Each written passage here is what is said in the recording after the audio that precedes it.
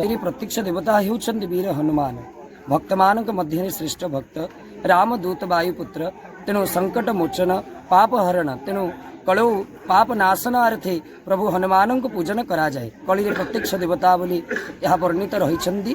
तेणु ग्राम अति भव्यतार सहित समस्त भक्त मानकर सहित समस्त ग्रामवासी मान सहित महाआडंब महोत्सव प्रभुंकर यज्ञ कर्म आयोजित करा जायछि। विश्व कल्याण निमित्त भक्त मानकर कल्याण निमित्त यज्ञोत्सव आयोजित करा जाई अछंदी।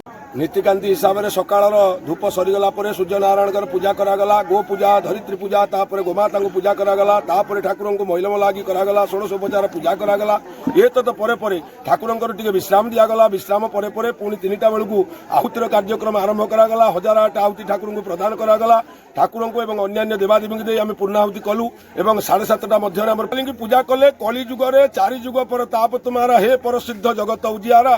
तेणु 4 युगे बजरंगबाली ही केवल जीवित अच्छा जिते देवादेवी अच्छा मृत किंतु बजरंगबाली होती जीवित।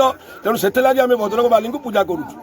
मनस्कामना जार जी मानसिक करती पूर्ण हुए आम वर्ष को 3 दिन हुए और वार्षिक उत्सव अंकुरारोपण कलशा दिवस आज आमर यज्ञ मंडप पूजा पूजी होगी पूर्णाहुति कार्यक्रम आज हनुमान होचनी श्रेष्ठ देवता जी हनुमान को पूजा करे तार कौन बाधा विघ्न हुए ना संकट से संकट मोचन रक्षा करती। यही अवसर में जाजपुर जिला बड़चना निर्वाचन मंडली खगिरा ग्राम चली महा आडंबरे हनुमान यज्ञ।